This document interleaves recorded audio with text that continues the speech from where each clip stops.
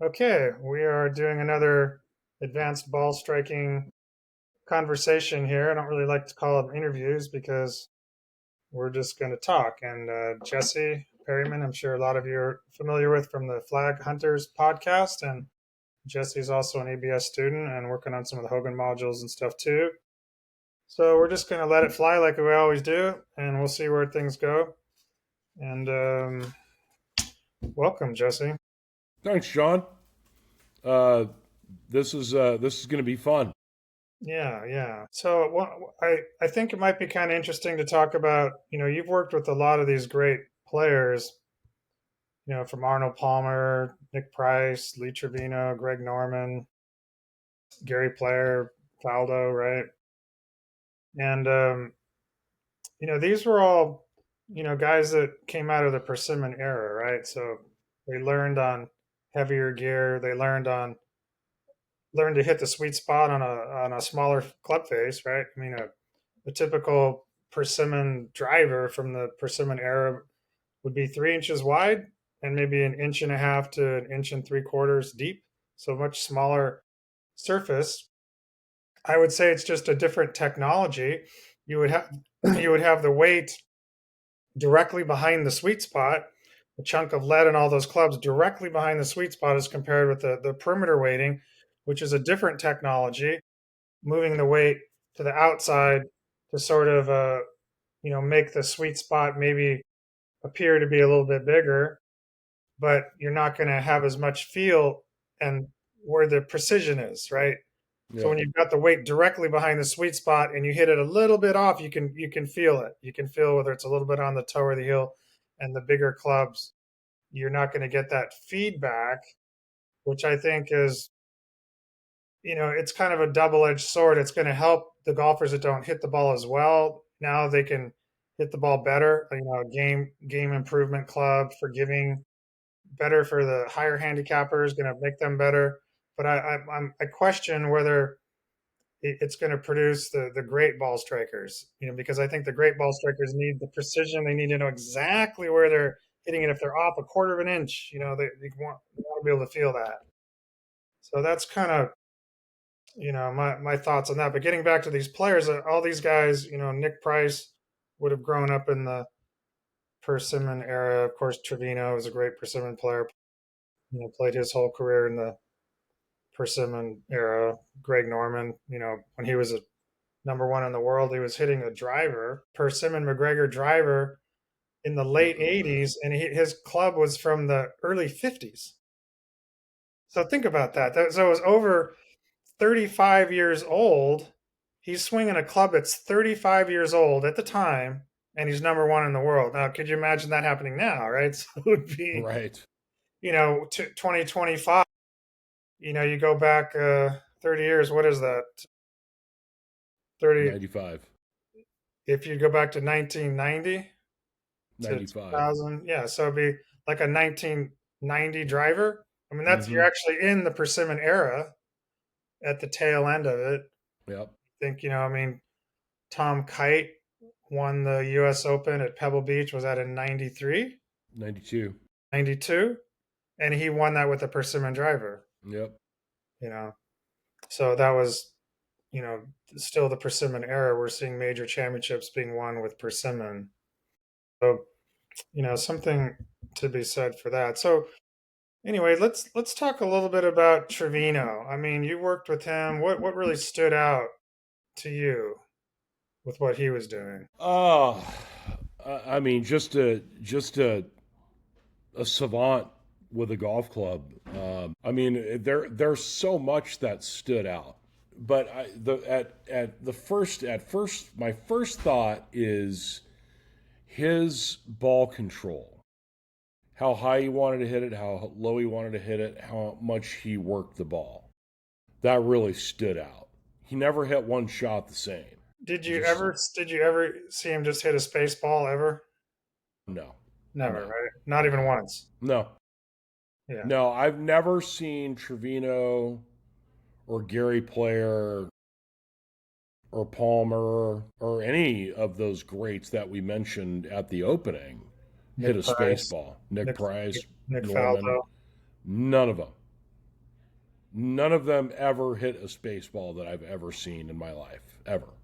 Yeah. Yeah, that's an interesting thing. I've always felt that way too, that the great players, it's not so much how many great shots they hit, it's how few bad shots they hit, right? Yeah. It's more about not hitting bad shots. Yeah. Just not ever really hitting anything that's really bad. Yeah.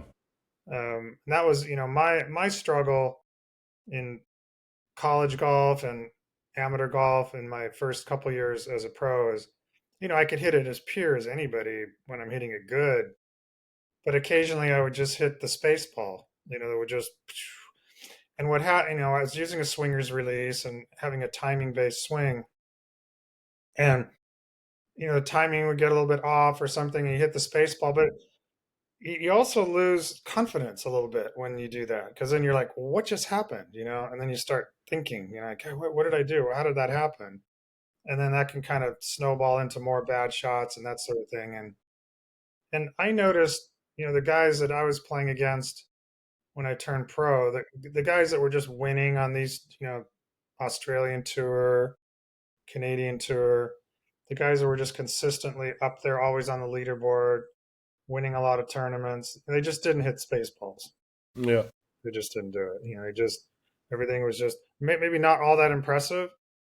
I could probably hit better shots than a lot of them could potentially. Like, I could hit a beautiful 2-iron soaring in with a little draw into green, hold it or whatever. That might not be a shot that they had in their bag really that much. They just hit something out there, but they just wouldn't put the ball in a bad place. They're not hitting it, you know, 40 yards offline, ever. And that was something that really made a big impression on me. And that's when I really realized that I had to change my technique and just do what these guys are doing, have a hitter's release. And once I understood what that was, and then I could see it and understand it, I thought, yeah, that's the way to go. And then when it took me a while, about a year, 8 months, I think, to switch over. And that's working really hard, like all day, 500 golf balls a day kind of thing. Yeah, really, really glad that I did that. And, it just became a much more consistent ball striker doing that. So, one of the things with all of those greats that we mentioned, uh, would you classify all of them as hitters? Well, I would Nick Price. I would Trevino, Palmer, Norman, Player, and Faldo. Yeah, I would all of them.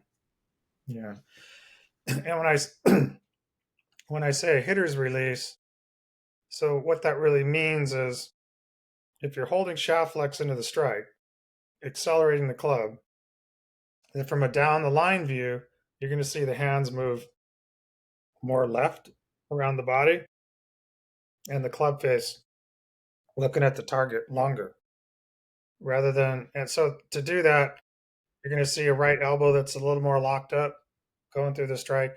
You're not going to see the big straightening of the right elbow going through, because when you straighten the right elbow, then the club face closes.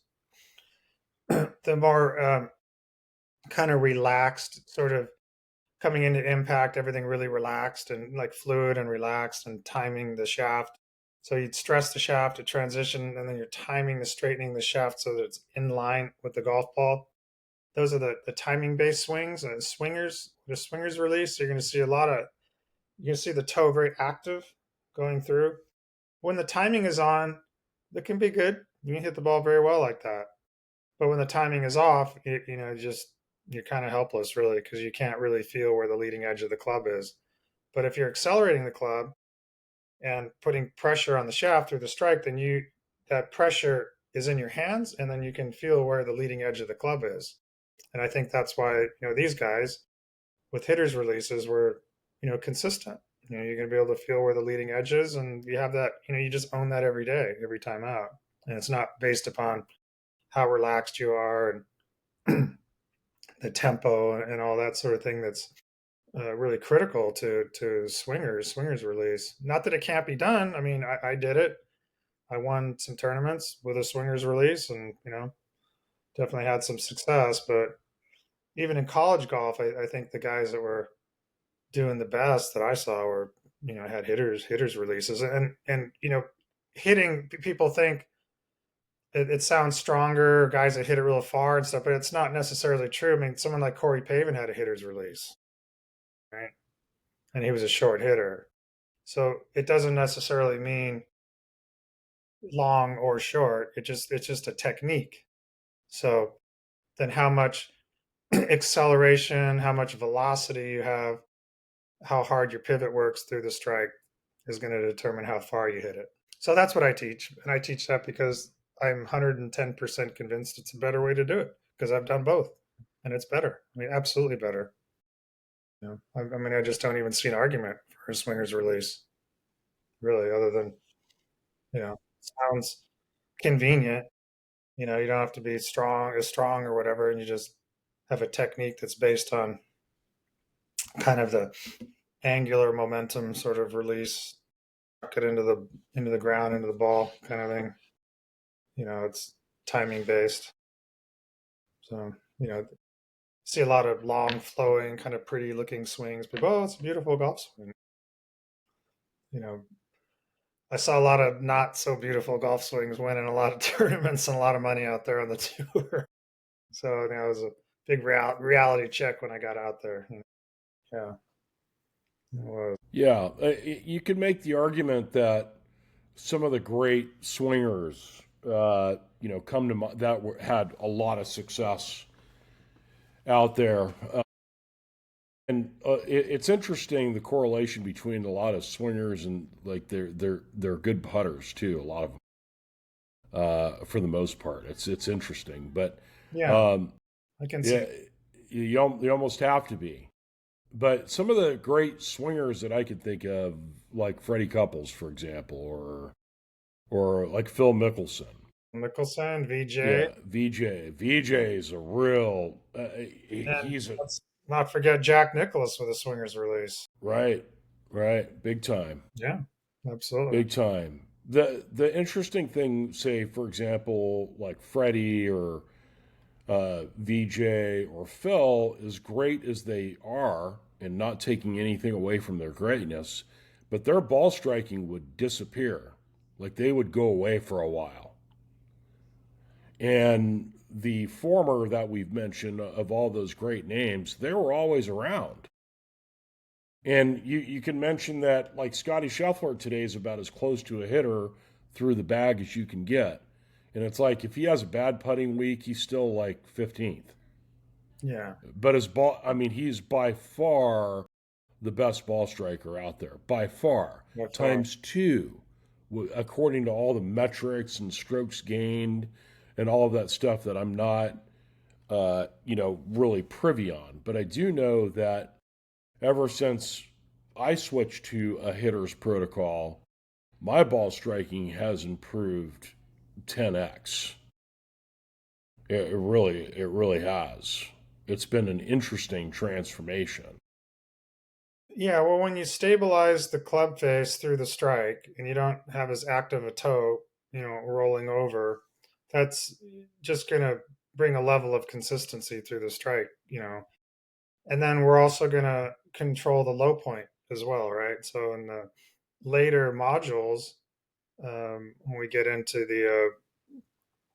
the eighth and ninth module, we're dealing with the multiple ball placements and drawing and fading the ball off those. There's a lot of focus on low point control at that point.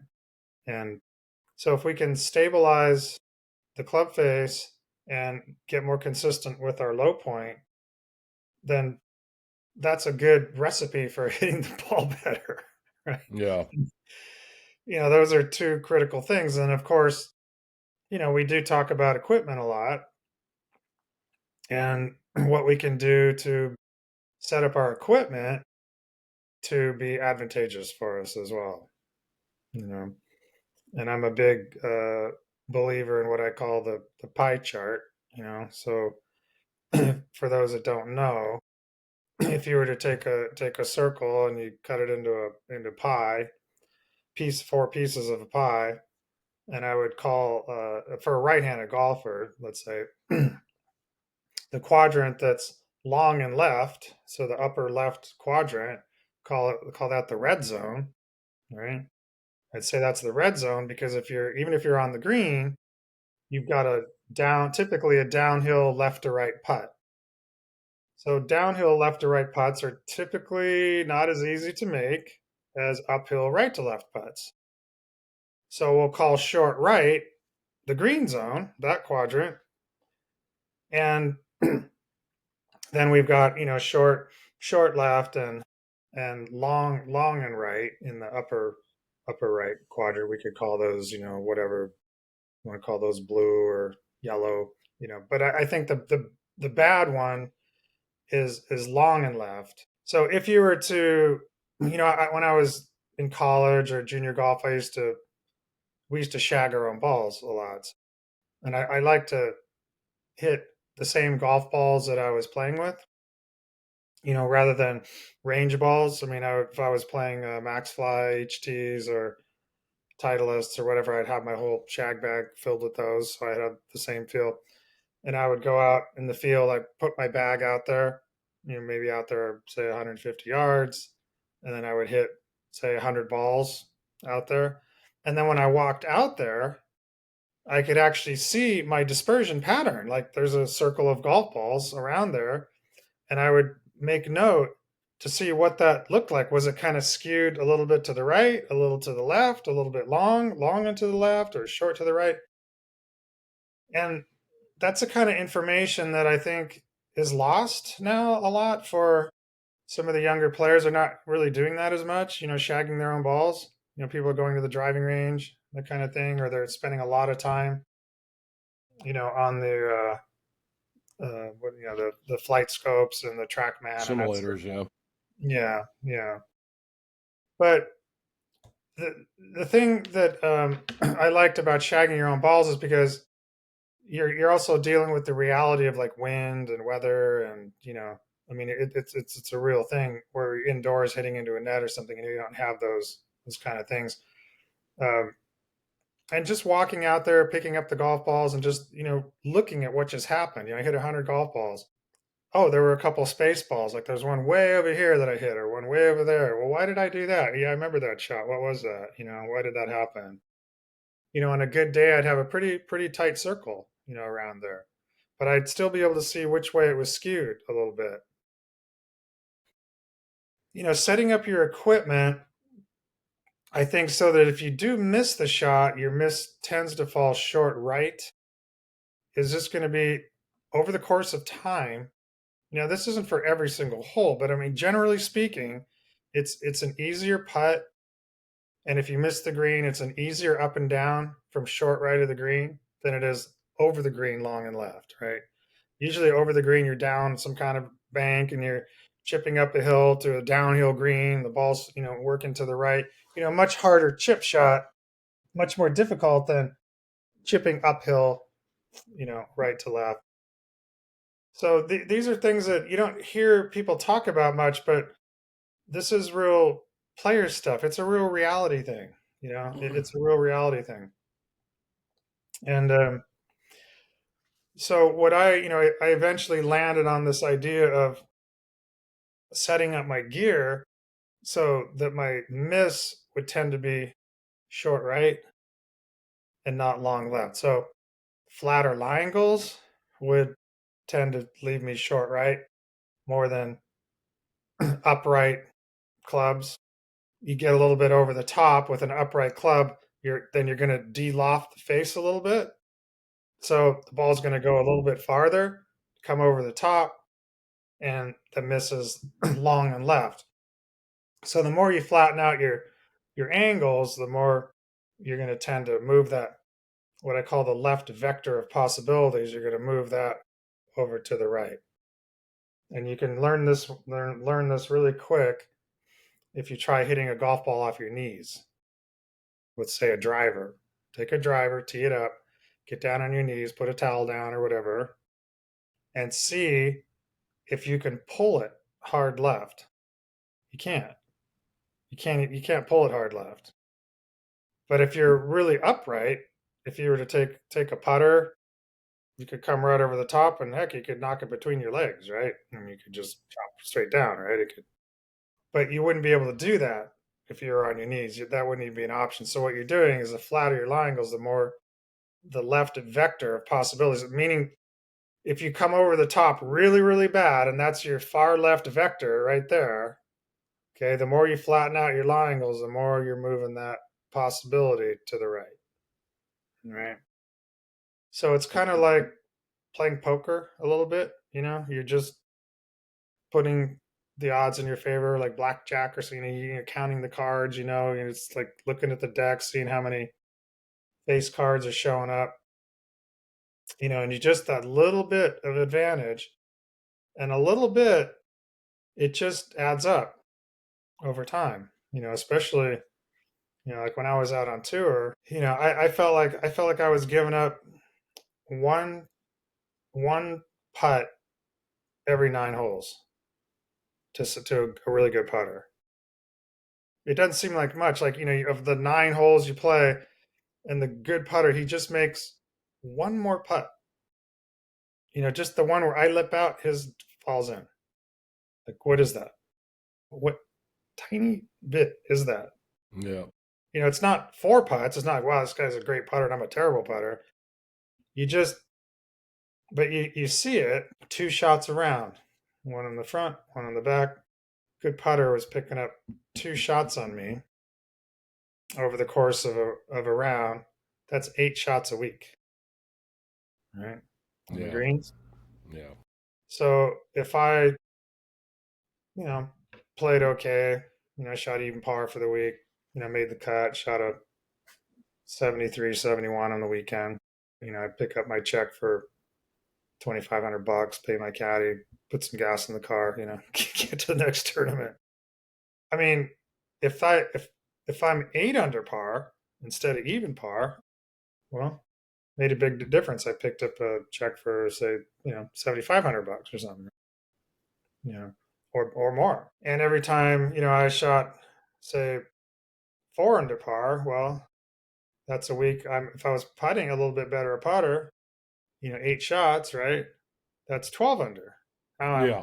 you know, winning the tournament maybe, right? So these are just it's these little things like this that over the course of time, like understanding the ball striking, just having that miss tend to be short right and not long left.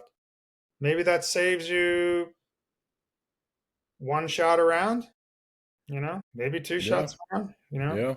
but it could certainly save you 1 shot around, you know, 4 shots a week, a little bit better with a putter, just one little thing with the putting, just one more putt goes in. There's 8 shots, you know. So to quantify these things is, you know, it's hard when you're out there because it just everything seems so kind of random. You know, if you were to go out, you know, and let's say you watched a PGA Tour event back in the Persimmon era when you had short hitters and long hitters, right? You know, you had someone like, you know, Mike Reed or something, right? Not a long hitter. And then or say a Tom Kite, you know, somebody like that. And then you were watching, you know, a really long hitter. So it's really impressive, right? There were some long hitters back then that weren't particularly winning all the time. There was a guy named Eddie Pierce. I remember my dad used to like his golf swing. We'd go out and watch him. And very impressive. I mean, he really hit it long and could hit towering long irons. And he just looked like he was just going to be a, you know, great player. But, you know, there's Tom Kite, you know, top 5, and Eddie Pierce is just around the cut, you know, just trying to make the cut, you know. Didn't see his name up on the leaderboard that much, you know, once in a while.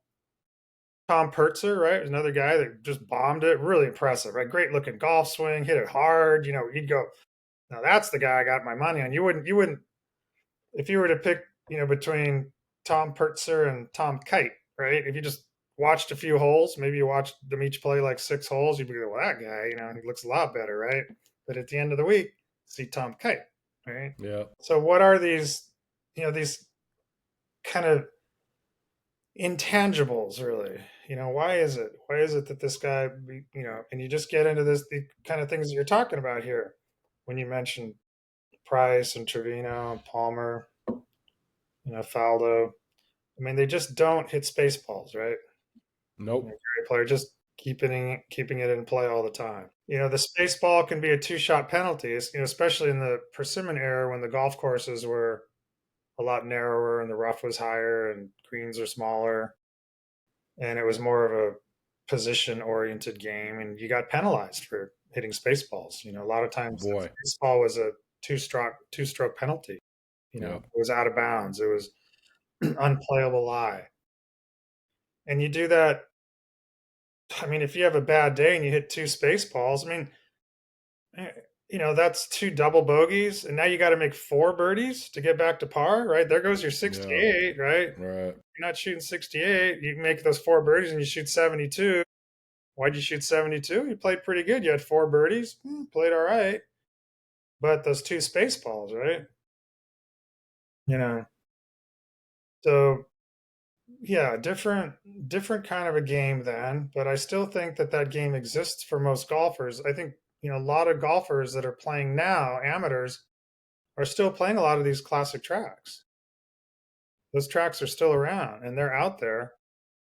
And the PGA Tour, the courses now aren't really geared towards the precision game as much, right? I mean, if they're cutting down a lot of trees, fairways are much more wide open, the rough's not that high, and they figured that for television coverage, it's better to have the tournament on a course that's a little more open, just for camera angles and that sort of thing, right? If it's tight and tree line and trying to set up those TV towers in the trees and all that stuff, it's not so good for viewing.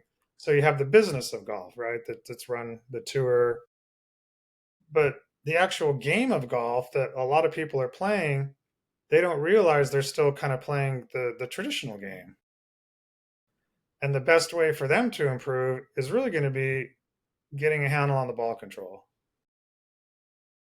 and just picking up 20 yards, or you buy this driver, and this driver is going to give you an extra 20 yards or 30 yards, or this one magic move to 40 yards off the tee and all that kind of thing. If it adds two space balls to the round, right? Now you got to make four birdies, right, to make up for that double. I don't think people are thinking about that so much, but they should, if they want to actually start lowering their scores. Just some thoughts. Yeah. Well, what's interesting too is that, the flip side is not only did all those great players that we've talked about and hold most dear and within the ABS community, but it's noteworthy to point out that they were also really good wedge players too, like exceptional wedge players. I mean, even Scotty today, Scheffler is one of the best wedge players out there by far. Scary. I mean, just so good with ball trajectory control, low point control. They had it all. I think that's worth the discussion, or at least a mini discussion, John. Why is that? Those great hitters of the golf ball were also supreme wedge players. Yeah, well, I can relate to that myself because when I had a swingers release and I had a very active toe going through it, and I was trying to hit wedge shots with that kind of technique, I was just never any kind of a standout wedge player. I was pretty average at best and probably a little below average. I remember when I was in college, I tended to do better on long courses. I, my best tournaments were always on courses that were pretty long, and it wasn't because I was super long off the tee. I was longer than average. I would say I was in the 70 percentile, maybe. There were always 3 out of 10 guys longer than me. But the reason that I did better on long courses is people weren't hitting as many wedges, right? And so my weakness wasn't getting as exposed as much.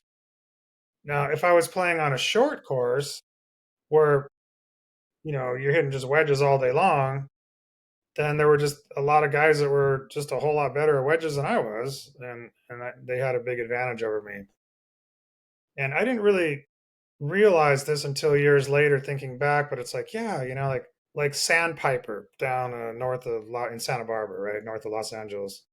I just had a great record on that course. Like every time I played that tournament, I finished in the top three. And it was a long course. But the reason that I did well there was just I didn't have to hit a lot of wedges, and neither did everybody else.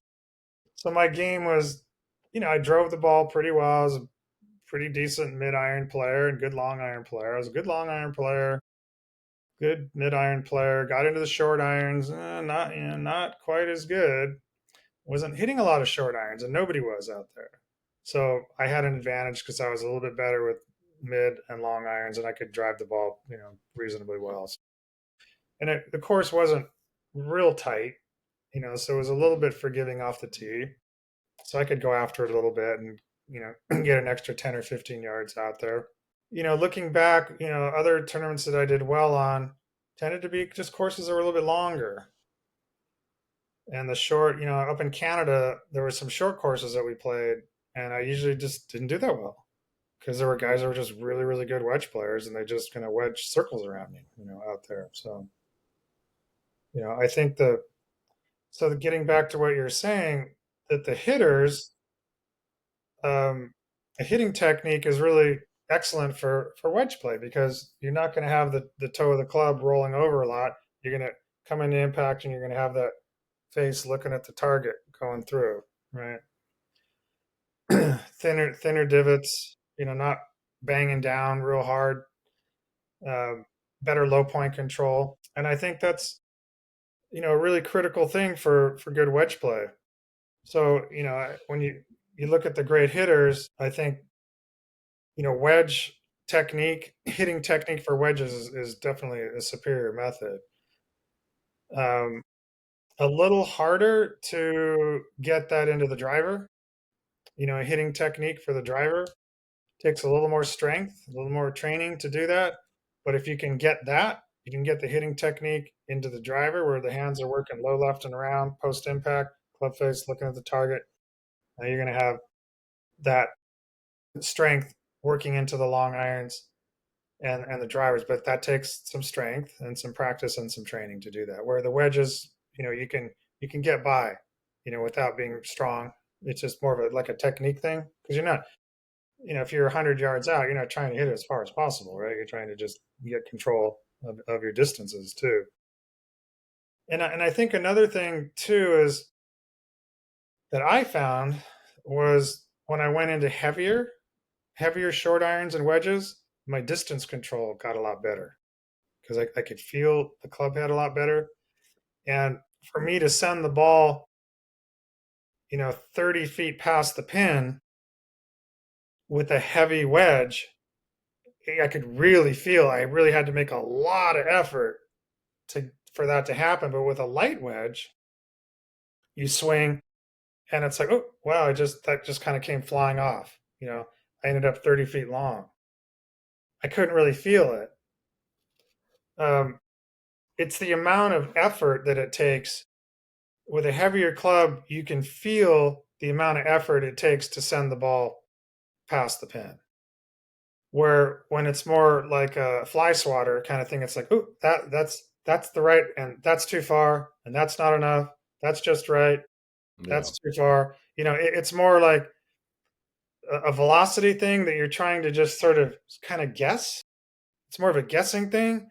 But when you've got a heavier club, it's like that's going to come up short. That's just right. That's going to go way by. You can really feel it. And I think that, again, when we're looking at these great players that we're talking about, these are people that are coming out of an era when clubs are heavier. I remember seeing Jose Marie Olazabal. Is that how you pronounce his last name? Olazabal. Okay. And he had lead tape all over his clubs. I mean, They were showing the clubs that he used to when he won the Masters, right? And just covered, covered in lead. So these guys were taking stock equipment and then customizing it, adding more weight so that they could feel the the physics of it is very real.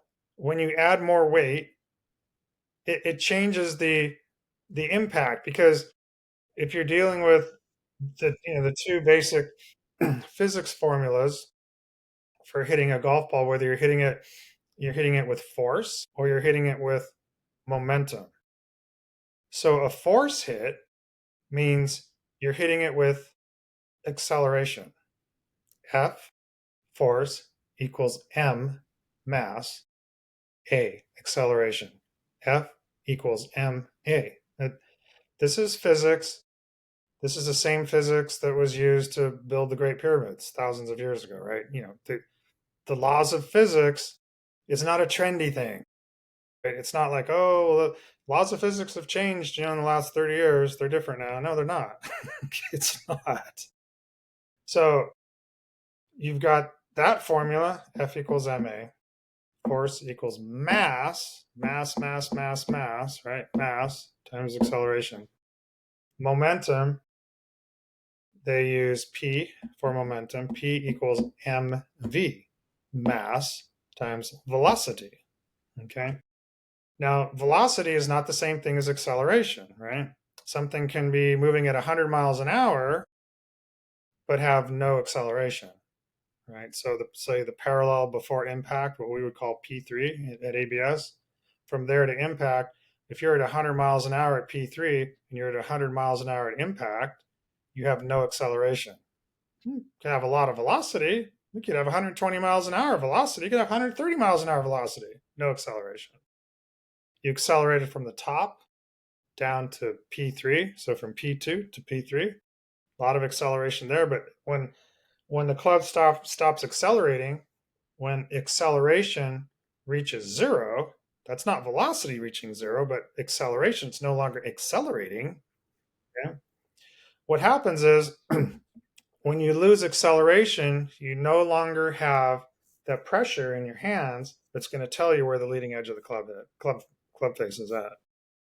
And all you have to do is take a golf club, put it in your hand, walk up to a door jamb, and press it into the door jamb, and so that shaft flexes backwards. Okay, and think about the difference between not pressing it into the door jamb, the pressure in your hands. Okay, you feel that, and then press it into the door jamb, and now you're holding shaft flex, and you feel the pressure now in your hands, and you can feel exactly where it is in your hands. Right? So that is the lifeblood of being a hitter, because that puts pressure in your hands that tells you where the leading edge of the club face is at.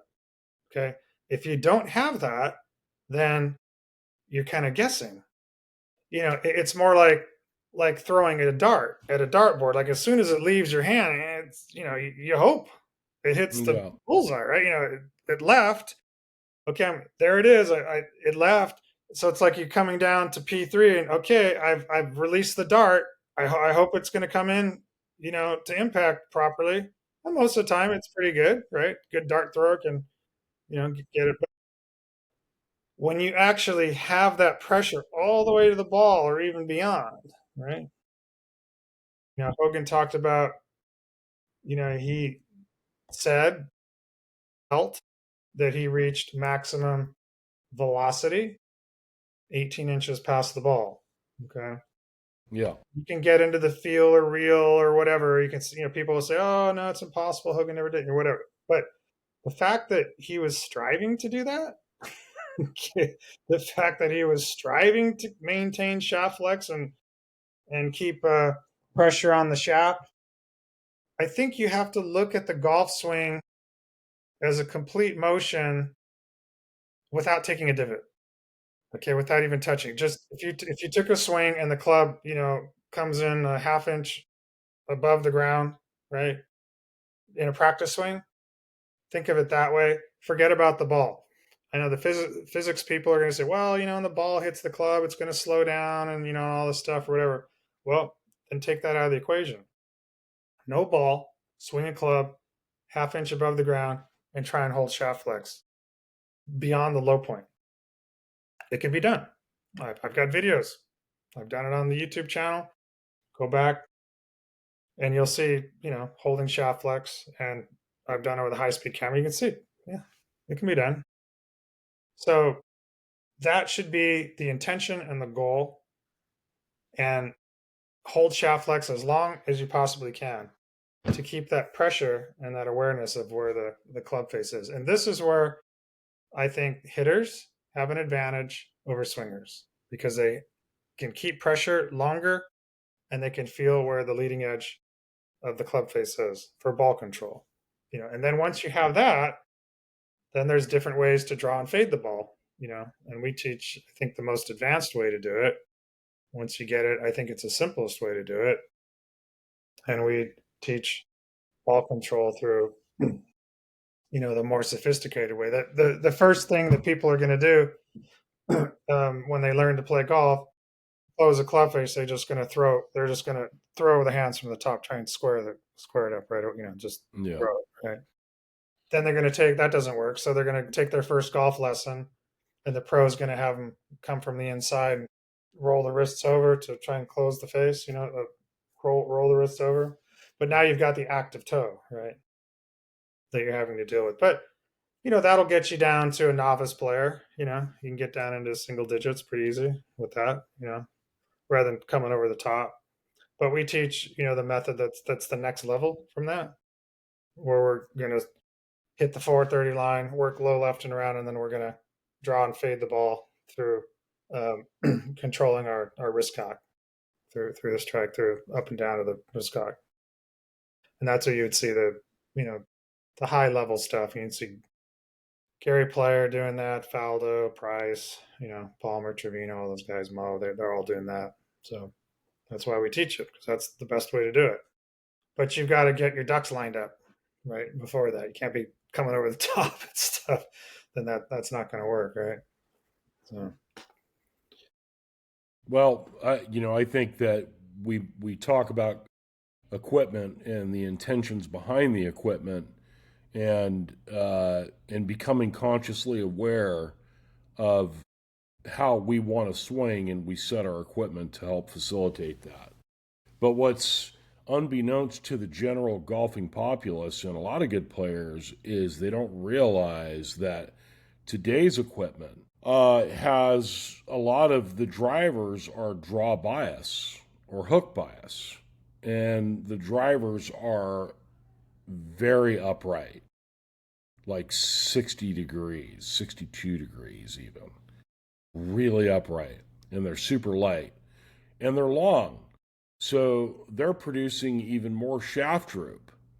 So the shaft is bowing away, so it's forcing the handle to rise even more so than being preset at 62. So degrees of a lie angle. So unbeknownst to today's players that, our hands are so intelligent that you're going to try to square that club up. So you got to find a way to square the club up, and that is steep. So for today's players, even the people that listen to my podcast and ask me questions still are kind of baffled by it. Like, wow, I would think that maybe the more modern blades would be orientated for the better player at like flat. So like Hogan always used to come out flat, right? Hogan came out flatter than the rest of them because he was orientating it toward the better players for the most part. And the gear of yesteryear was a lot flatter coming out of the gate. Whatever the standardization was, it's like the standard lie angle these days is like 2 or 3 degrees upright from 20 years ago. And that's significant. And, part of what I like to do, John, and I know you do too, is educate people on this so that at least they understand, like, whoa, okay. So if I have my equipment at today's standard, which would be 2 or 3 upright 20, 25 years ago, Your hands are intelligent. Your body's pretty smart. It's going to try to figure out a way how to sole the golf club. And by that, you're going to be handle raising. You might be coming out of your posture. You're more likely to flip the club. You're more likely to over accelerate and miss it long left. There's a lot that can happen when you're playing clubs that are set up to today's standardization. So I think more people should be aware that most clubs that are off the rack, even if you order them flat from the equipment manufacturer, are still coming out more upright than they were of yesteryear. And I think a lot of people should be and need to be aware of that, especially those who want to play better. And they don't know about this phenomenon that's been around for eons. And it's not a surprise that a lot of the great players, not all, but a lot of them played flatter, heavier stuff.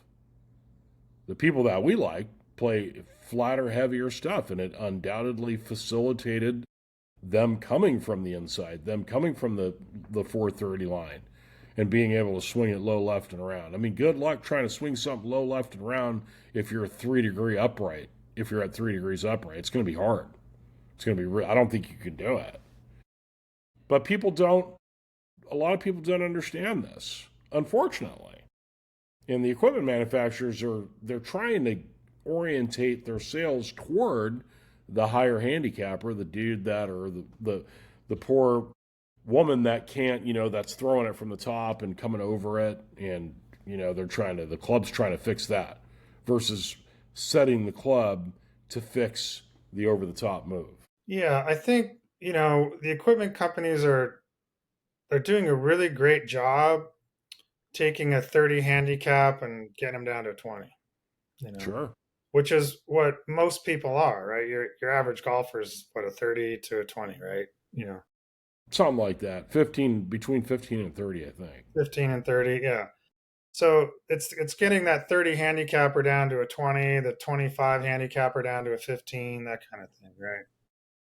So the idea of custom club fitting, is here's your swing, right? Your horrible over the top upright swing, right? So to get your clubs custom fit for that swing, you would swing an upright club, throw a bunch Yep. of offset on there, right? Cavity back because you're gonna be hitting it out more towards the toe, right? So, um, and then here's your set of clubs, and all of a sudden, yeah, you play a little bit better, right? But now you're locked in to that. You're locked in. So your swing and the clubs are locked into that situation, upright, uh, quick over the top, and you got a club that's going to do everything it can to accommodate that and make your ball striking a little bit better because you don't have a good swing. So on the other side, you've got the great strikers that hit the ball straight, controlled it well, and then they're taking a different approach towards the clubs, right? I mean, if we let's just take Hogan, for instance, all paths lead to Hogan at some point, right? Right. And here's a guy that swung very flat, very heavy, no offset. So very stiff shafts, right? So the question is that a method that should be looked at? Here's the greatest striker. Should people try and emulate that? Yes or no, right? So the flat Langle thing, I mean, I've explained it. I just kind of here have a pen and a couple of credit cards. Okay. I've never done this before on the showing this, but if this is perfectly upright, then if I move it, 10 degrees left or 10 degrees right, the ball's going to take off at right angles to the club face. So there's going to be a direct correlation between how much the shaft is rotated. People hit the ball left and right because they have trouble controlling the rotation of the shaft. Right. This is what causes the ball to go sideways. Okay. So the more upright you are, the more there's going to be a direct correlation between how much the shaft rotates and the direction that the ball goes. Right now, if I take this perfectly flat, okay, and I rotate the shaft, well, now the golf ball it's having to do with trajectory. So if it rotates counterclockwise, it's going to go higher, and if it rotates clockwise, it's going to go lower. Right? You can see that, right? So between here, perfectly upright, this is direction, and this is trajectory. So we typically swing, if we were swinging, let's just say at a 45-degree angle, right? But the more upright we go, the more this is direction, and the flatter we go, the more it's having to do with trajectory, right? So that's the argument. It's not even an argument. It's just geometry. It's just a fact. It's not an argument. It's a fact. The more you flatten out your clubs, the straighter you're going to hit it. But you have a little bit more uh, trouble with trajectory. Trajectory is going to, trajectory issues are still in the fairway, right? I mean, we've all hit that little line drive off the tee, worm burner, but it's in the fairway, right? You're not in the rough or a bunker out in the trees or something, right? So I would rather go out and play golf, finish my round, and say, yeah, I was kind of struggling with my trajectories today a little bit. I mean, I hit 15 greens, but I was a little bit short and long, a little bit more than I wanted to be. I was on the green, but I didn't have my trajectories down as well. I'd rather be that than the other way. Like I'm upright and I was just hitting it left and right all day. I was in the trees and the sand and the rough, missing greens left and right, that sort of thing. So I think that the geometry there, that's something you can put that in your favor. Then it gets into your golf swing as well. So a flatter lie angle, you're going to naturally start turning your body. You're going to swing the club more around your body, right? Just kind of makes sense, right? If it's upright, it's disconnecting from your body. It's getting kind of an arm thing, where you're kind of coming up and down with the arms. But if you're going flat, you're moving it around your body, and then you're moving into more of a pivot-driven golf swing. Whether you're hitting or swinging, I would say would be advantageous. And there's other levels of that. If you want to, look at it from a martial arts standpoint, you talk about the chi and the dantian and all that. Then you're, working from your core and your center and all the great masters of um, martial arts. I mean, golf is not a far stretch from a martial art. I mean, you got a stick that you're swinging around your body like nunchucks or whatever. There's all sorts of different things. Martial arts that they're using different weapons and sticks and stuff like that. Golf, not really. As soon you got a stick in your hand and you're swinging around your body. So, I mean, to me, it is a martial art actually. And so then those things would apply. That I studied some Tai Chi for a while. I had an instructor, and there was a lot of discussion about you know ground pressures. Working off the ground, Chi, the Dantian movement from the core, from the center, 2 or 3 inches below your navel, belly button. Down there is like your center of mass in the body. Not a coincidence that you would watch Ben Hogan coming through the strike, and that shaft's going to point right at his dantian, right at it, not off by an inch, like literally dissecting it, right? So that makes sense, So again, these are all things that we promote, and we work with our students in advanced ball striking to, embrace these things.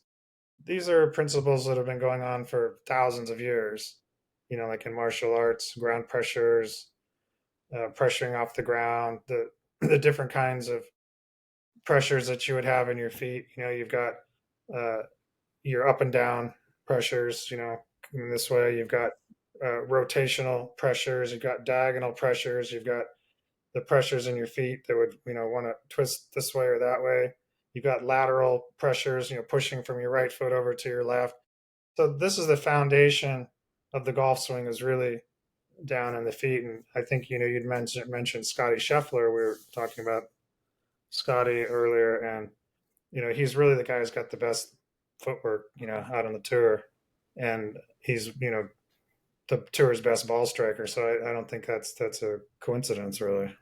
Yeah, but again, these are things that are going on for thousands of years. It's not just, oh well, this is the latest trend in clubs, or even the golf clubs themselves now. The physics don't change, right? I mean, the physics, the geometry, it's all still there.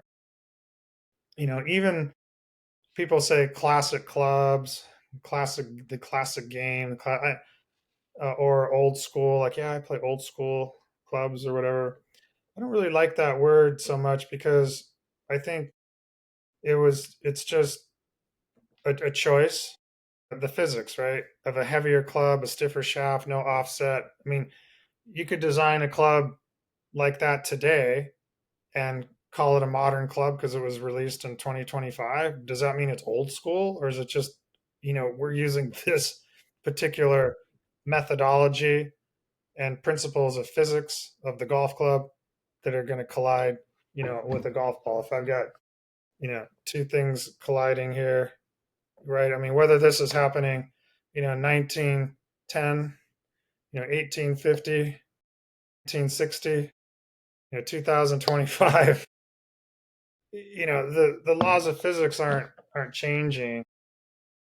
You know, what has changed is the equipment companies have figured out how to help hackers become better. But I don't think they're helping tour players become better. They're they're helping the scores are getting lower because the fairways are wider.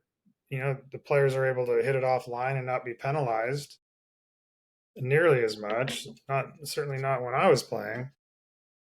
And the green surfaces are better too, right? So you've got really nice manicured greens. I mean, when I was playing on tour, on some of these foreign tours and stuff, you never knew what you were going to be up against. I mean, we played tournaments where you'd show up and the greens looked like the tee boxes, like you couldn't even tell the difference. I mean, it was really bad, like bad.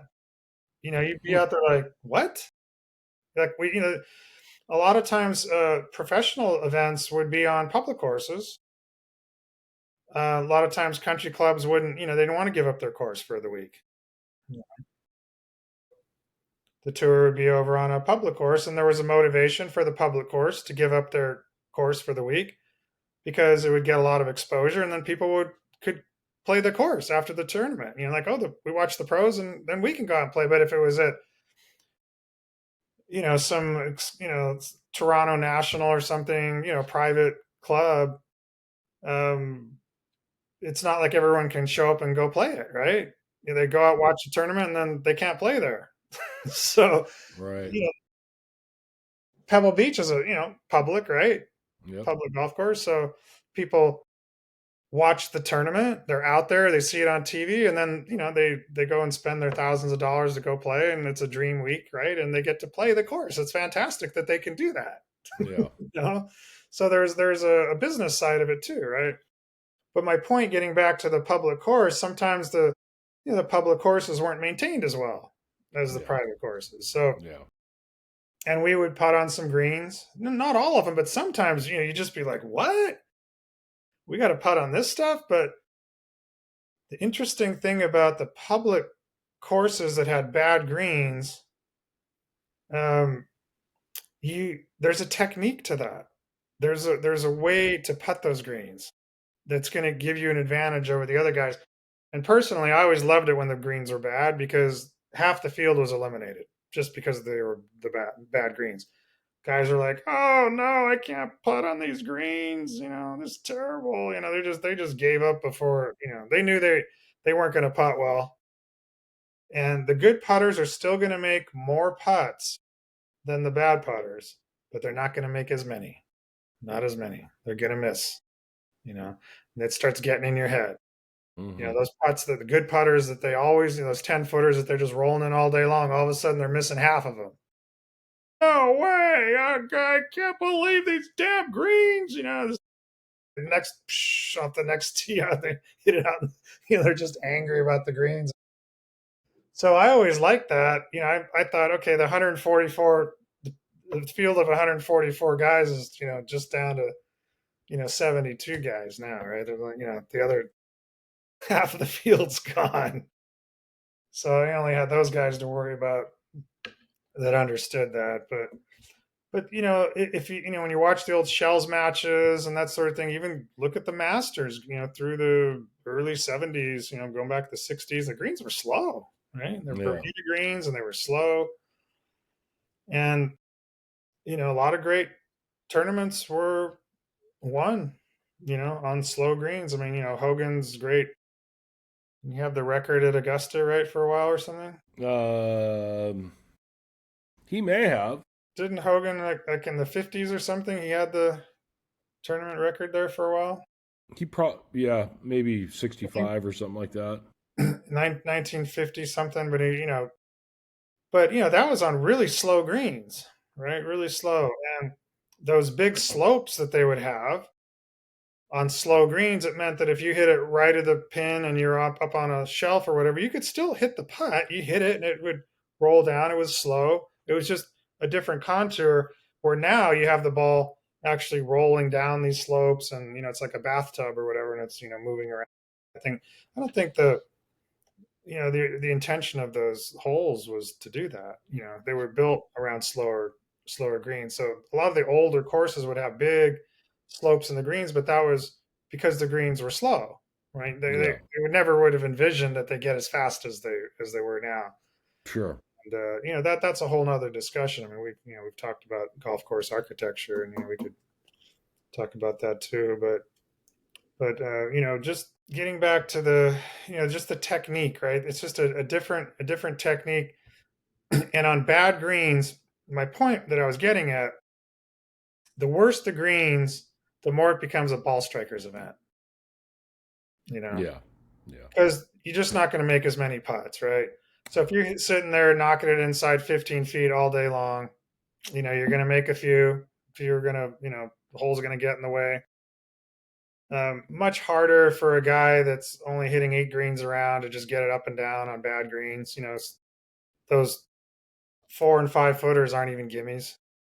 You know, yeah, on yeah, bad greens, you're gonna just miss a few. It's just gonna happen at no fault of your own, right? yeah, It's just. But if you're hitting inside 15 feet all day, you're probably not gonna three putt, right? You can, you know, knock those in there and make a few. So as the greens have got better, it's getting the game is getting skewed a little bit more to putting than ball striking. You know, the worse the greens, to a point, but the worse greens tend to favor the better ball strikers. So, now we see the greens are very homogenized every week. They're always kind of running about the same speed, and they're cut down. You don't really see grain as much. I don't know when the tour plays down in Florida if they're even if you took Bermuda greens and you cut them down really really tight, the roots are kind of like a little above the ground, right, in the Bermuda, so they can only cut yeah, cut it so tight down there. But I remember playing in the South when the Bermuda greens were, the grass was long, like it would lay. You could see, you'd look one way and it would just be, if you're looking into the grain, it would just be like dark green.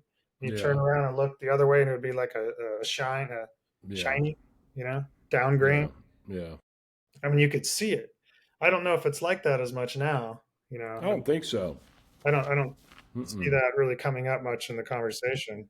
No. However, your average golfer that's playing a public course in Florida might very well be playing on these kind of greens that I'm talking about. Yeah, yeah, So it's a real reality. So looking at the tour and saying, "Oh, the tour," well, yeah, but that doesn't apply to what you're doing, right? yeah, If you're on slow Bermuda greens and you need to learn how to putt on those greens, and there's a skill set to that. And a lot of these skill sets are still very much alive to the average golfer, but it's not being talked about because people are just looking at the tour and then they're looking at the equipment, right? yeah, Equipment manufacturers are making clubs to help the players get from a 30 down to a 20. But our site is advanced ball striking, and we are catering more towards, the low handicap players, advanced players, like yourself, someone that's a, you know, trying to shoot more 66s, not just trying to get from 90 down to 82. Yeah. Right. Yeah. Yeah. That's a great explanation. Really good explanation, John. I was going to add something. When it comes to putting, you have developed something that not a lot of people know about, but is an old school methodology that works today quite well, and that's the chip roller. I don't think a lot of people know about the chip roller and how that came about.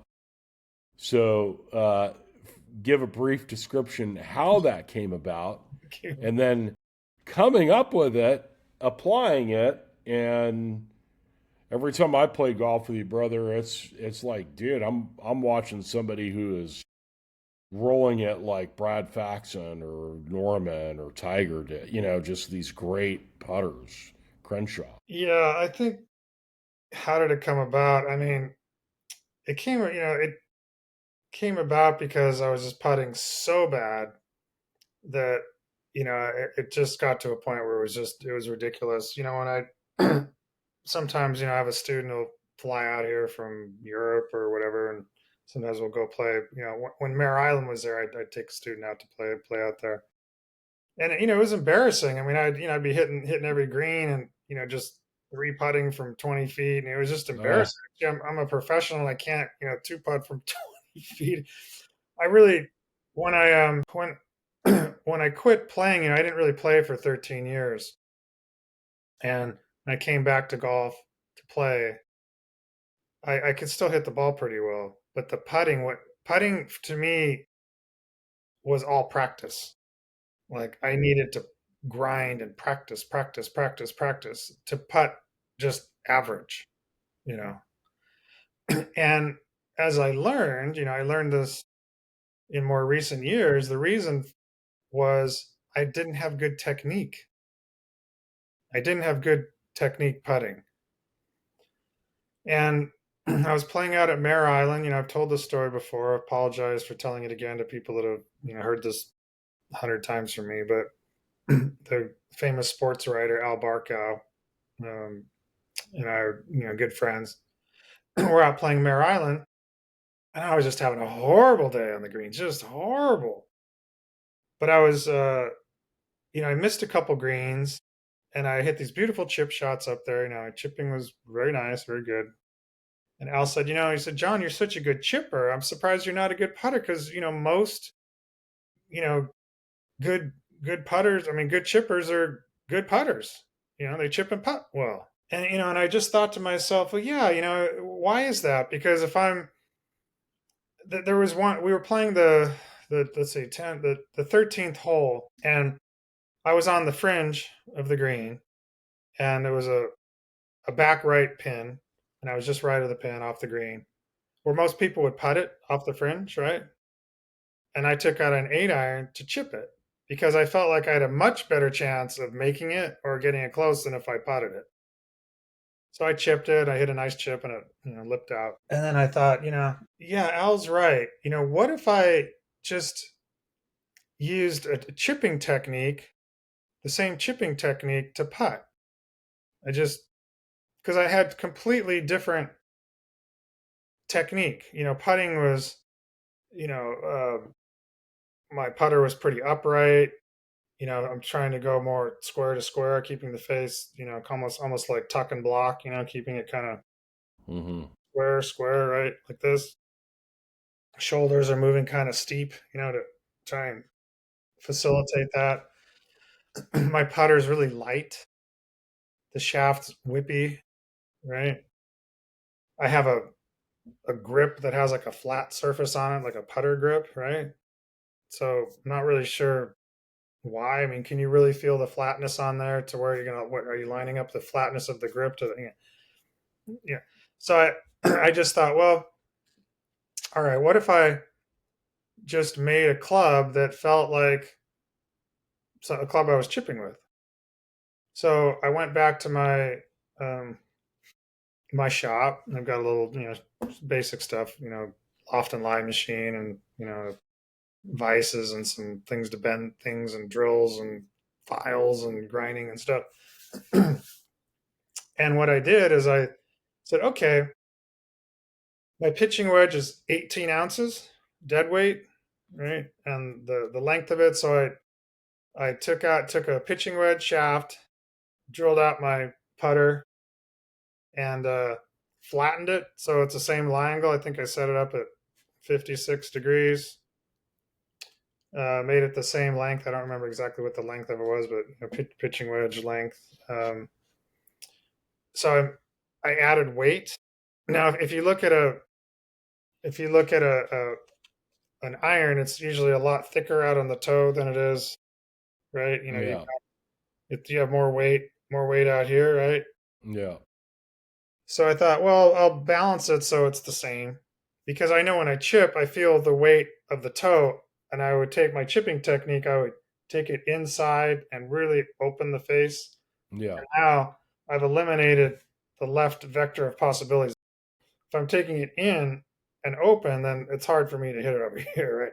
Now I can actually try and do something. I'm just trying to close it. So I'd use a little bit of wrist and right shoulder and pop it and kind of hit down on it a little bit and hit my chip shot so that they almost have like a hook spin a little bit, as it's coming off. It's got backspin, but it's kind of gyrating that direction, right?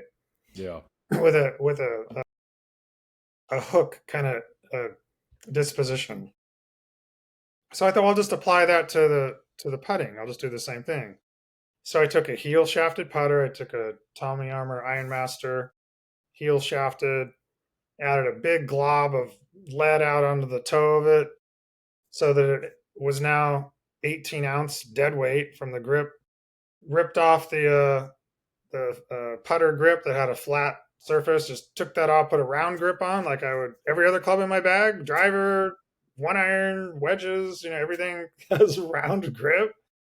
Same grip, put a nice cord grip on there so it feels like a golf club. So when I put my hands on it, I feel like I have a golf club in my hand and not a putter.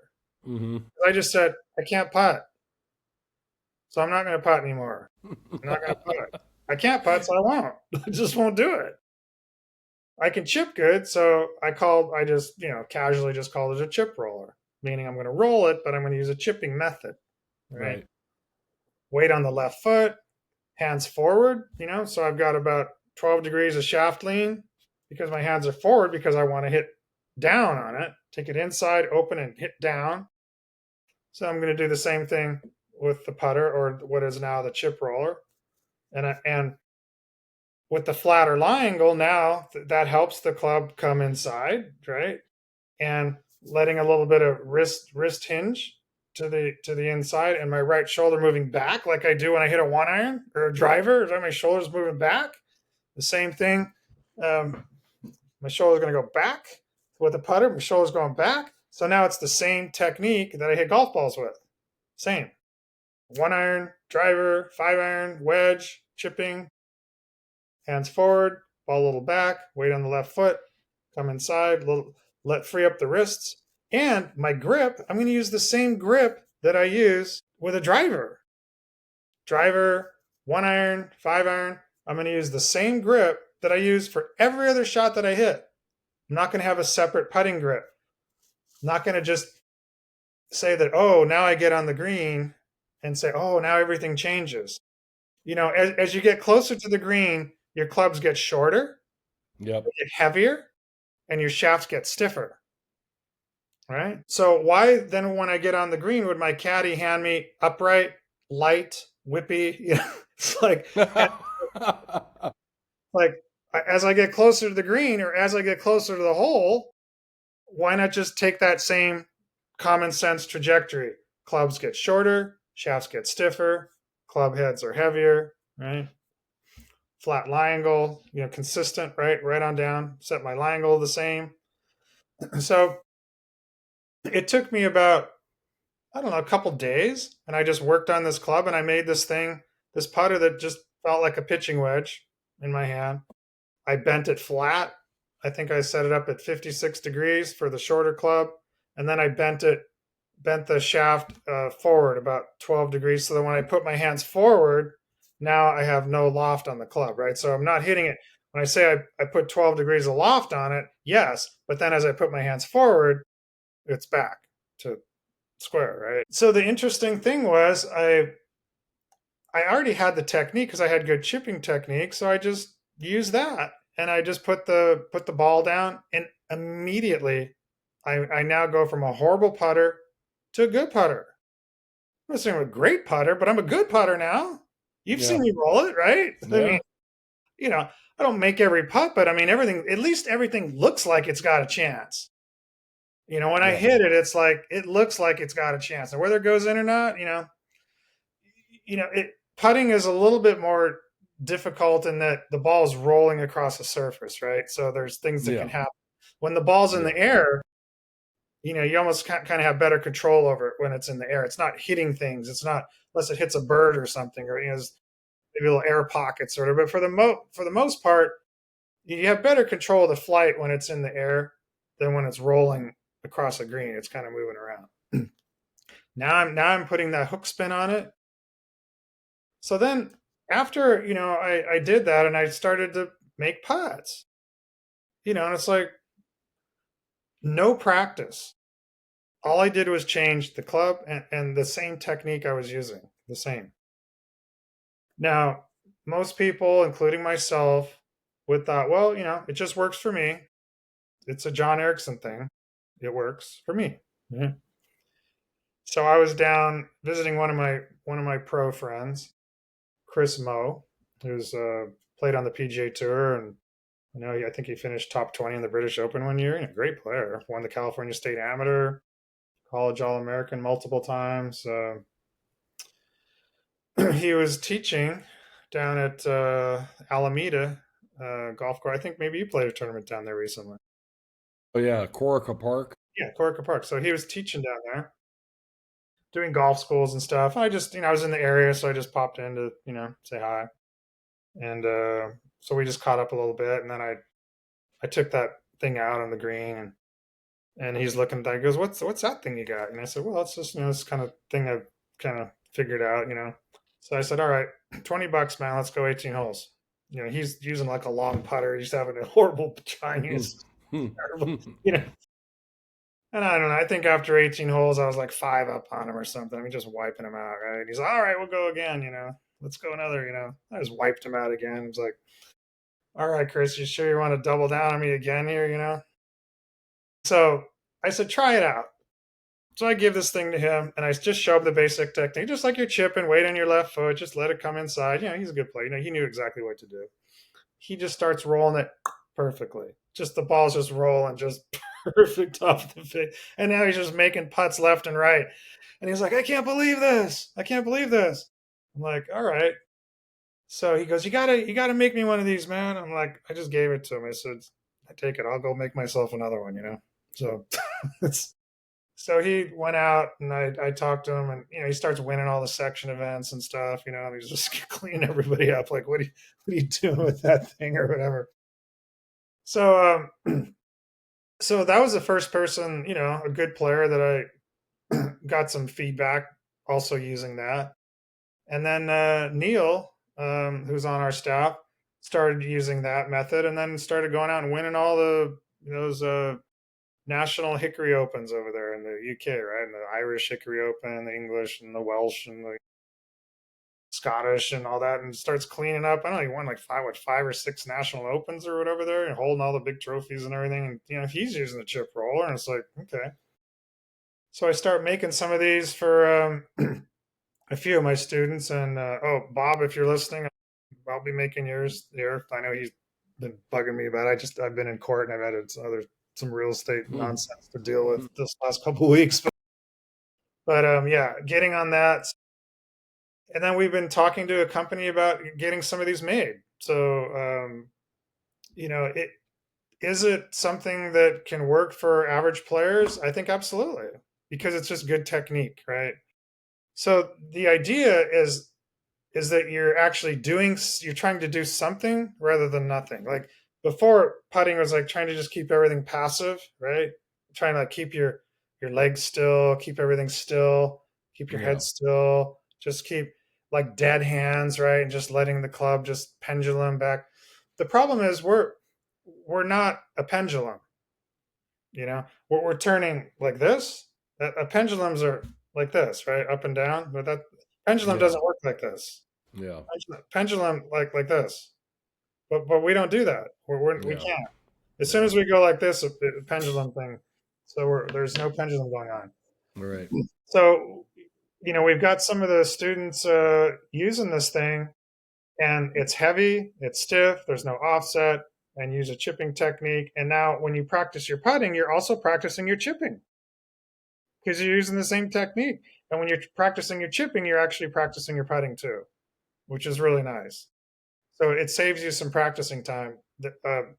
Cross training between the two, perfect, perfect correlation there. I think it's great. Will it work for everybody? I mean, putting is whatever works. I mean, if you're gonna long putter and whatever, whatever you can do to get in the hole. It doesn't take any great athleticism to putt, right? I mean, it has nothing really Yeah. to do with Yeah. athleticism at all. But I would say if you struggle with your putting, then this is a method that I'm pretty sure is going to help out. It's going to help you out. And I don't believe it's just a me thing. Like I originally thought, well, I just figured something out so that when I go out and play with students, I don't look like a complete idiot on the greens. And now I don't. I roll it very nicely. In fact, I did a a putting video, I think earlier this year. Maybe if you want to, if anyone wants to scroll back, they'll see a chip roller putting on there. And you can see me just rolling in putts from 20 feet, just making, two in a row, three in a row sometimes, just rolling them just beautifully. I couldn't have done that before. And I wasn't even practicing. I just went out. The greens were not that good. It was kind of raining out. And my buddy Josh, my fishing buddy, was with me. And I just said, here, just hold the camera and watch me, roll a few on here. And I'm just rolling in these putts like, you know, I think it's a legitimate method to explore. It makes sense. Now, if we look at other great putters, now would we see some similarities and say, well, okay, the flat lie angle thing, same principle applies when I talked about, upright, right, direction and flat Yep. trajectory, Yep. rotating the shaft. So who was a guy that had really flat lie angle? One of the greatest putters of all time, Japanese Isao Aoki. Hands down, really low, right? Really low.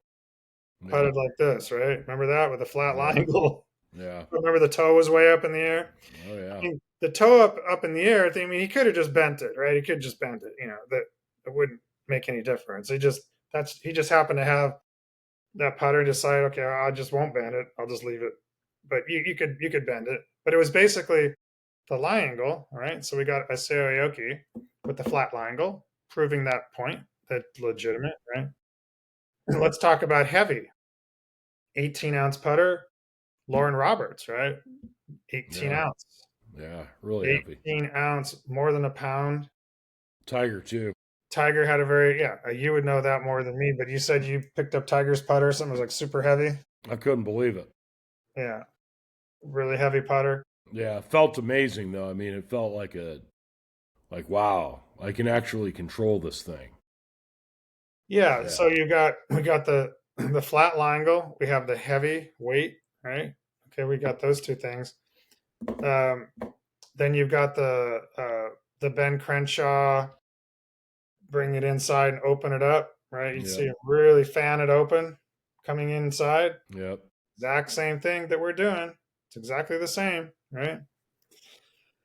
Um, and the Bobby Locke thing, another legendary, Gary Player would say Bobby Locke was the greatest putter of all time. You know, and he was Yeah. a guy that had it back in his stance, took it inside, hit down on it, and put the hooks exactly what we're doing. Yeah. So we got Bobby Locke, Isao Aoki, Lauren Roberts, Ben Crenshaw, all four of those guys combined into one method. Right. The chip roller, it may seem like a crazy thing, but it's not really when you look at it from the standpoint of, well, here's four great putters that are all lining up with this method. Yeah. of the Yeah. basic concepts of it. So that's kind of the chip roll. That's how it happened. That's the story for the 101th one. I wish we could make them in volume to where someone could just order. We probably will. We're trying to work on that and make that available. Um, but hopefully we will be able to offer those to people that don't want to make it themselves. Most people don't want to make clubs themselves these days. Right. Yeah. Yeah. Oh, that's good. That's good stuff. I mean, I'm pretty happy being a member of Advanced Ball Striking and having a good friendship with you, John, and I think the knowledge that you have acquired over your golf life is significant. And me being a student, I'm biased, but I also do think that this information needs to be shared more and celebrated um, as something that is attainable, it's achievable through some persistence, through some hard work, and applying these principles. We like to say it. Bradley likes to say it. You like to say it. I got the same from you. It's 100% success rate. Applying all these principles, all of my fellow brethren in the ABS community, and I include Bradley in this, and all of his students that have applied these principles have all gotten better significantly. And the improvements they're dramatic. I mean, I think about Neil Gus Coyne. I mean, he was like a 7 or an 8 for years, and he couldn't break through. He couldn't get through, and he finds you, and now he's probably a +4. I mean, but Neil's worked on it diligently, and he's worked hard on it. Yeah, it takes So, time. and it takes time, and it's from a student's perspective, and I'm sure people within the community can resonate with this.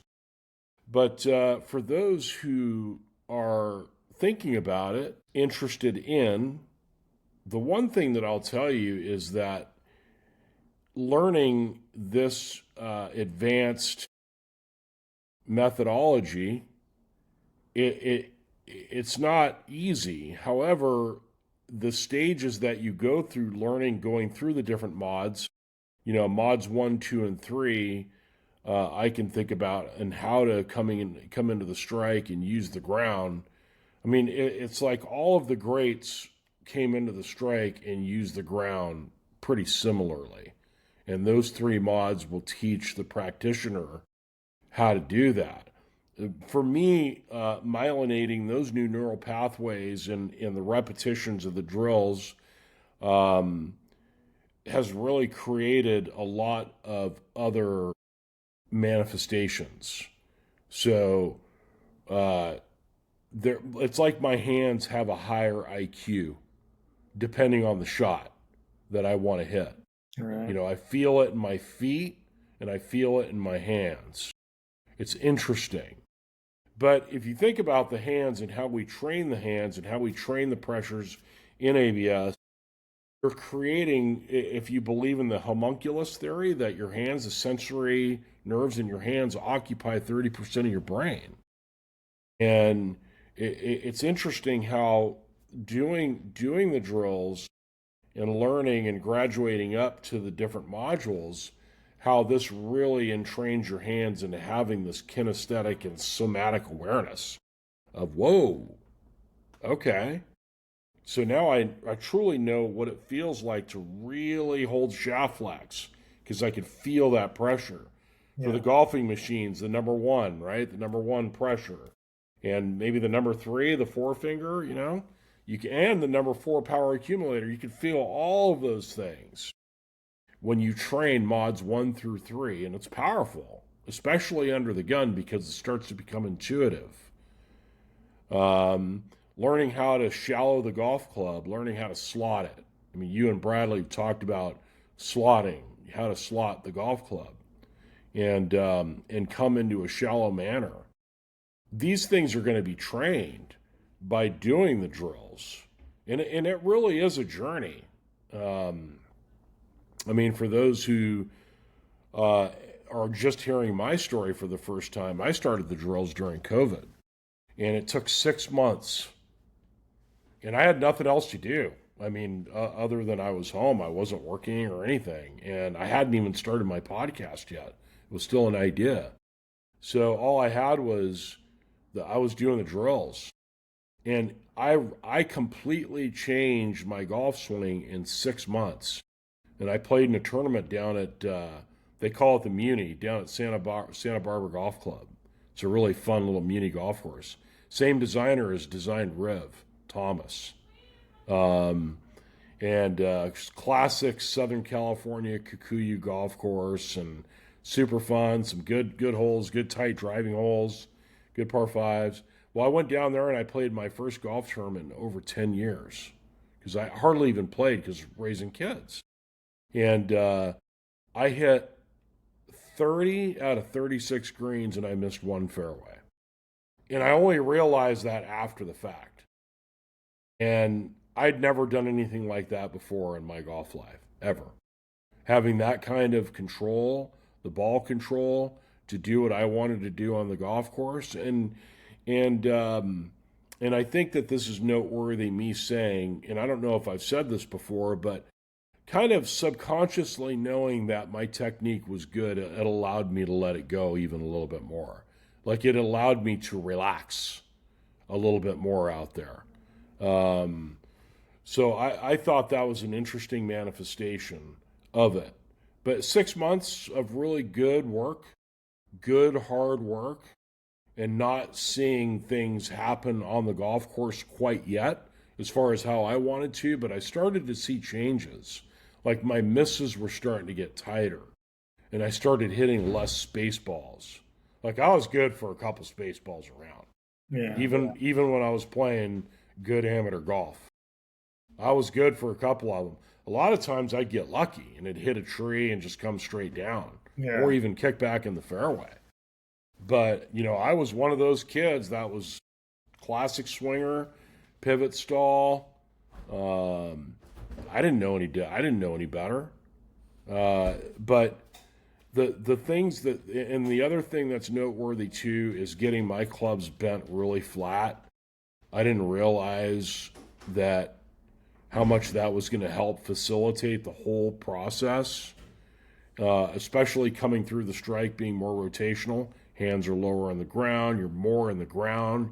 Your feet are using the ground better. You're just more dantian, you know, around your belly button, around that energy center, and into your glutes and your quads and everything. So it just facilitates that whole thing. But it's really been like the most satisfying, rewarding journey that I've ever taken. You know, from a physical standpoint, playing the game, the different stages, the growth stages of and then having the drills themselves, drilling them in. It's like, you know, changing properties, turning water into steam, you know. So, I mean, it's a lifetime pursuit for sure. Nobody ever just gets it. I mean, even when Hogan, I had heard Hogan stories after he retired from playing golf that he was still hitting balls. He was still writing things down. He was still figuring things out all the way until he couldn't swing a golf club. Right. You know, all the greats did. I mean, Gary Player's still doing it today. Yeah. You know, he's still out there pursuing it. Trevino, same thing. I mean, but this methodology will help facilitate that and really add more deeper layers of fulfillment as you get better and as you see the ball doing what you want it to do. It's really kind of a soulful journey. And the cool thing is that when you go out and you play golf, you have an extremely elevated baseline. I mean, you and I talk about it all the time, John. I mean, I play golf with you once a year. A lot of times that's when you play, is once a year. maybe twice a year. And every time you've hit it beautifully. You've hit it absolutely just beautifully. Beautifully. So there's something to be said for that. I think so. Yeah, I'm a big believer in technique. Um, One of the interesting things about not playing a lot is that when I do play, I'm out there just on technique. I'm not out there because I've been practicing or I'm hitting lots of balls or playing a lot or anything like that. It's just I've got no reason to be hitting it well other than just technique. Yeah. I have good technique, then I should be able to hit the ball well.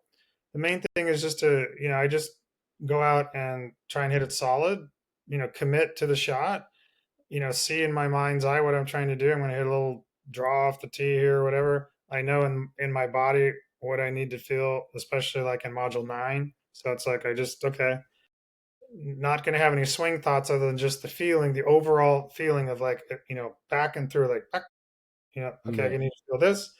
And then as soon as I get over the ball, I look at the target, I see what I'm gonna do, I commit to it, and boom, boom, commit, and the ball should do what I want it to do because I have good technique. I don't need to be pounding lots of golf balls to do that. Good technique, hit the ball solid, shot into the green. You look, there's the pin.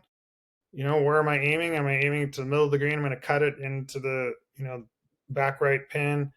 I pull the club based upon trajectory, not the distance. I don't say 165 yards, therefore it's 600. No, it's a first thing I think is trajectory. Like, what do I want to do? Trajectory, and then shape. Do I want to draw it or fade it? So I pull the club based upon. I use the number of the club. The lower numbers, lower trajectory, or higher number, higher trajectory. So it's like, okay, I'm going to hit a 5 iron because that's the right trajectory, and then I'm gonna decide. I usually draw it or fade every shot. I like to do something with it, and then it's just like, okay, how hard am I going to hit this? If I'm 150 yards and there's a little wind or whatever, and I could hit a 8 iron or I could hit a 5 iron, depending on the trajectory and the shot shape. And then it's like if I were just hitting a 5 iron from 150 yards, I might only take it like hip high. Like I'm just gonna hardly take it back at all. The shortest distance between my ball and the pin is a lower trajectory. The ball doesn't have Yeah. to travel as far. Right. You start sending it up in the air. If you were to take a rope or a string and you were to clock that whole trajectory, it's the ball's having to travel a lot farther with a higher shot. So people, get this wrong. They think, oh, I hit a 9 iron from 150. Well, you actually taken the long way. If I'm hitting a 5 iron from 150, I'm taking the short way. I'm just rolling it on the ground, right? Like just I only have to take it back like not even hip high. Just go boop boop and just run the thing up. That's a shorter distance, right? But just having that kind of golf understanding, so I bring that to the golf course, right? I bring that, have that knowledge, right? And I have good technique, and there's no reason why you know I shouldn't hit the ball well. If I with the chip roller, if I'm rolling it halfway decent on the greens, I'm going to make some putts. Yeah. I'll get a few. I'll get a few to go in. Yeah. I keep I, I keep the possibilities open on both sides. Like I might shoot 66 today. I might shoot 76 today. You know, I don't Yeah. know what I'm going to shoot, Yeah. and that's kind of the fun of it, kind of the beauty of it. I love going out there, not having any kind of preconceived ideas about how I'm going to play, whether it's good or bad, Right. my liking or not. I'm going to just commit to every shot. I'm not going to take a whole lot of time. And once I pull my club and I know what I've got in my mind's eye, what I'm going to do with the shot, tap the club a couple times behind the ball, ding, ding, ding, get a fit, boom, send it on its way, commit 110%, live with the results. Go walk to the ball, do the same thing. And at the end of the round, we can talk about how great I hit it or how horrible I hit it. Yeah.